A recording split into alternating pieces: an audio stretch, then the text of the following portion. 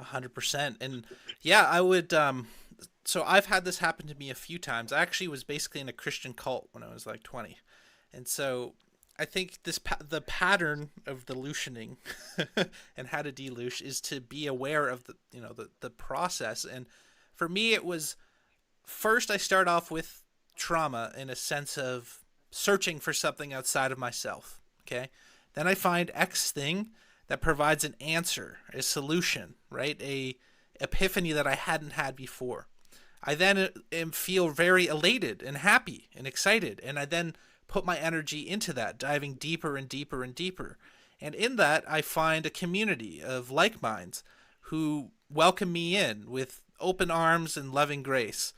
And eventually, after time, I start to see that there is dysfunction in this group, that things aren't adding up, right? And then I start to ask questions, right? And the moment I ask a question in good faith, I get ostracized, rejected, you There know. you go. And then I'm spending more and more of my time, you know, with lower and lower energy trying to, fit in or compensate or, all of that. And eventually I get so dejected and so turned off from the situation that I have to flee, right? And often they'll flee with you trying to get the last little, squeeze the last bit of juice out of the lemon, right?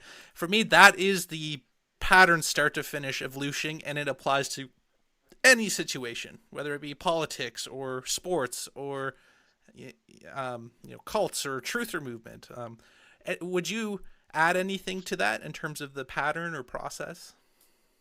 Oh, you did a really great job of kind of laying it out, and it can happen in much less dramatic ways or much less official ways, with just relationships or situations or, that kind of thing. Mm-hmm. Um, One thing I would add is that my good friend Max Morris over at Intuitive Public Radio, shout out to her. She and I have done a couple of interviews on this material, and she's a really brilliant thinker who has a tremendous amount of experience in this area. And she makes a very strong case that when we use the words human trafficking, it's the same thing as the cult phenomenon that I'm describing. Mm. That people are being trafficked for their bodies, for their work, for their income through taxation, for sexual situations, and for their energy. It's happening all the time. So I don't want people to walk away from this thinking that this is somehow a fringe phenomenon. It's the way this colonial world cult is structured and the way it functions.